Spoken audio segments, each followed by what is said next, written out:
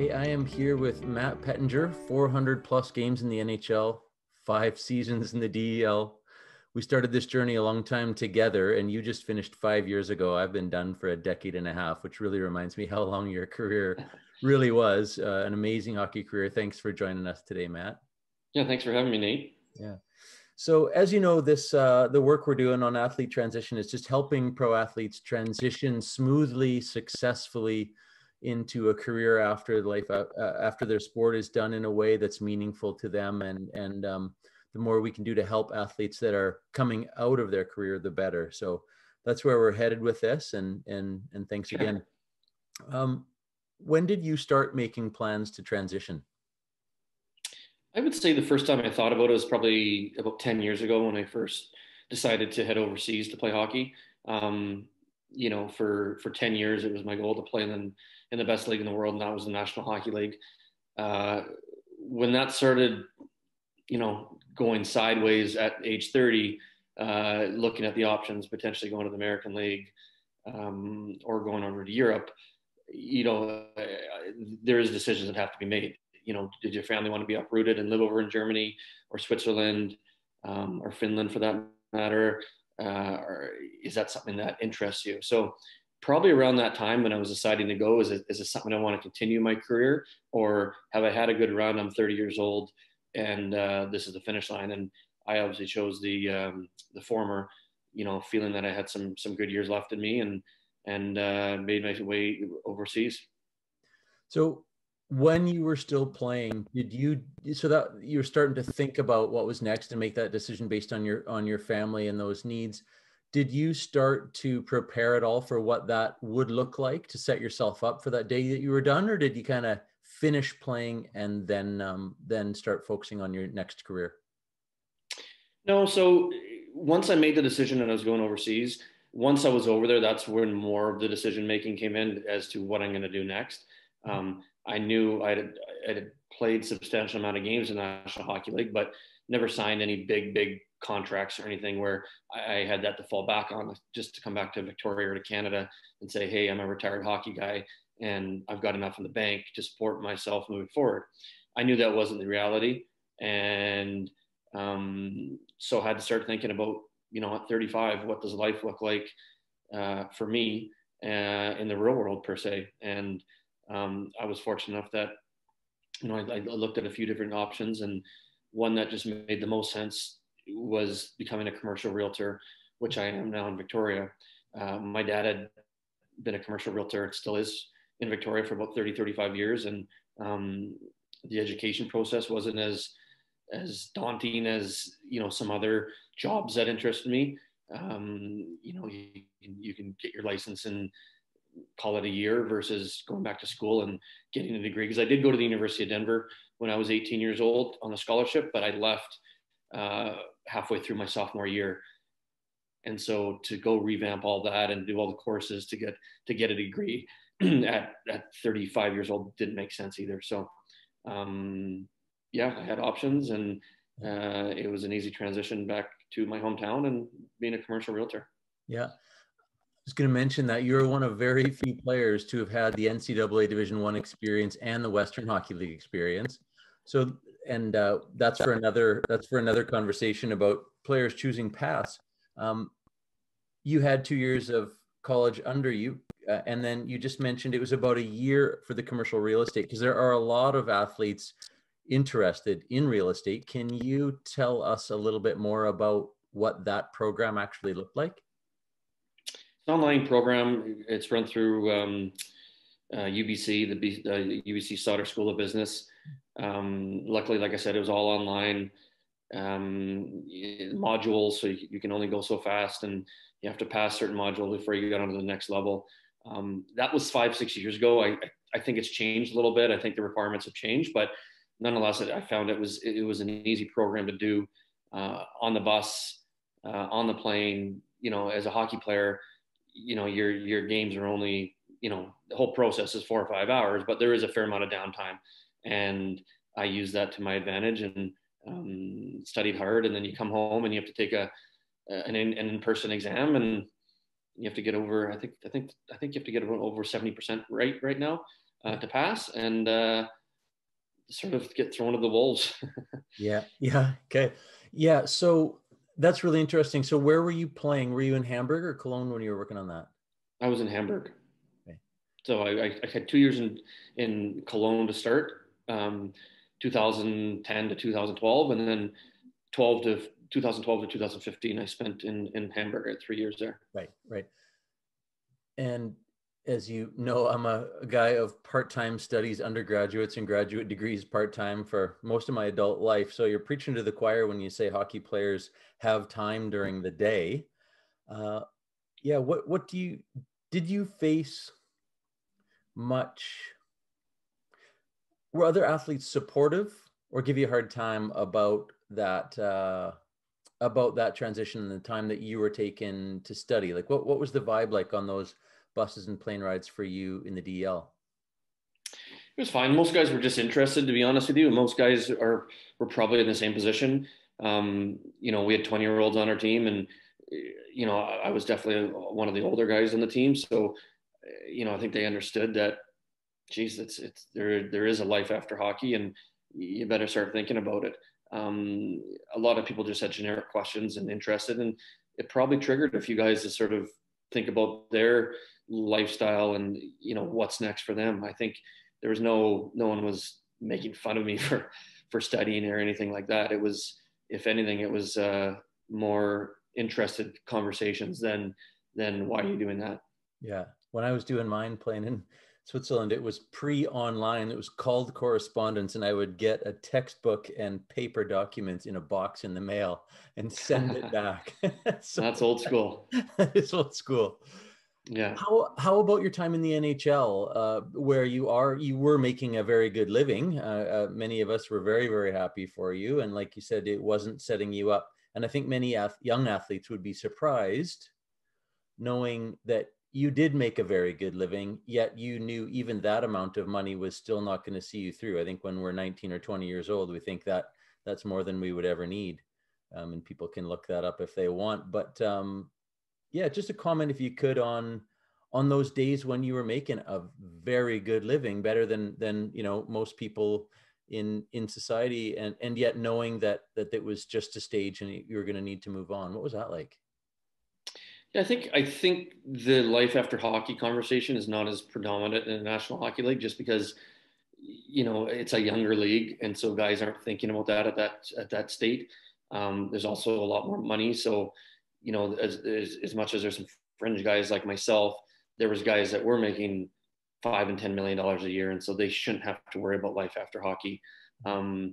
It's such a business and a lucrative business at that level that everyone's goal, I found, was to get better and to score more goals and to win hockey games. Mm-hmm. I really didn't think too much about life after hockey until that transition, like I mentioned to you earlier, about on a crossroads of staying in North America versus heading overseas. And I think that's sort of where you're at the pinnacle of 10 out of 10 on hockey, and no sugarcoating it. You go down to the level 6, and I knew my pinnacle was done. I was now going this way. Mm-hmm. And what comes with that is just sort of, okay, well, what's the next step? I hadn't prepped you on this one, Petty, at all, but looking back now, you got a family, young kids, new career. Uh, those guys that financially didn't have to worry about life after hockey. Um, what about like purpose and getting up in the morning? I mean, our biggest fear is next thing you know, happy hour starts at noon, right? What would you say to a young player who is making a lot of money, just in terms about how much time is ahead of them still? No matter how much they make, they still have a life to live and enjoy. I know you love golf, you might spend it there, but it's seriously, has this given you, like, has your new career given you a new purpose, new drive to get up and get after it every day? Well, yeah, I mean, I'm in commission sales, so as they say, you eat what you kill. We're in the National Hockey League, you're in a salary, and you're getting a check every 2 weeks. Um, that's different now. Yeah.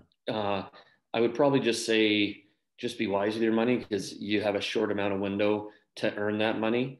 in the best league in the world. And there's injuries, there's trades, just when you think everything's going great, something bad can happen. Just be smart with your money. I mean, I think it's hard to, because I was the same way. You sign when you're 20 years old and you think it's never going to end, but it doesn't.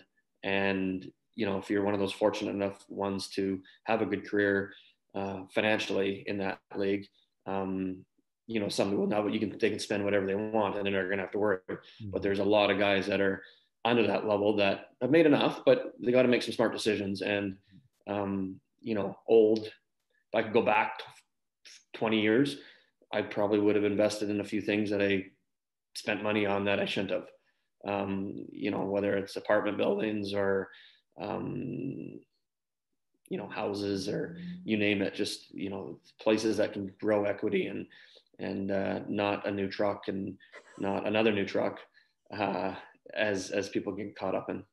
I use that analogy all the time. So many young guys that I watched get drafted, all you guys, and signing bonuses. How many guys buy depreciating assets first instead of appreciating assets, right? Exactly. That's the ego. That was the thrill, was to pull up into a buddy's driveway in a shiny truck. I can imagine, and you can understand the temptation. But looking back, it's a good segue into your real estate world now. But yeah, a few more appreciating assets at 20 would be serving you well right now, hey? Yeah, for sure. On that note of your new profession, if we can segue here, what do you think your experience as an athlete has given you as an advantage in your new commission, eat what you kill industry? I think probably hard work is one. I obviously was fairly gifted to play in the best league in the world, but I was also a third, fourth line player and had to work and earn my ice time and so forth. So I think sort of the competition and hard work has definitely paid dividends. And nothing was really, really handed to me, at the minor league level or minor hockey level and junior. I mean, at times was it, did it look easy? Yeah, at times it was, but the higher you go, you're now in a pool of the best players in the world. And, you have to put your hours in, I think rejection too, the amount of times I've been traded, sent down, cut from teams, I can handle that adversity where, there's people that grew up without a whole lot of adversity regarding their jobs and so forth and under the microscope. I mean, when you're playing in the NHL, your work is on TV. There's not many jobs out there that say, hey, Nate, I'm going to come to your office and watch every move you make today. Whereas in the National Hockey League, there's X amount of viewers watching you every night, critiquing you, saying you did this good, you did that bad. So I think it's just thick skin and hard work. Yeah. Thicker. We think about over 400 games in the NHL, and you mentioned being cut and traded. The ups and downs that go with every pro athlete's career are often cut deep and you take it personally, don't you? And then you're in the public eye, and a knowledgeable or uneducated fan both have opinions on how you're doing. Exactly. Yeah. On real estate again, talking about some investments you did or didn't make. You were involved in what is now the famous Bear Mountain expansion and development. And without getting into too many of the details about the project itself, I'm just curious, you being in real estate now and being a young, highly paid athlete at the time of your investment, you and many other players, what did you learn through that experience?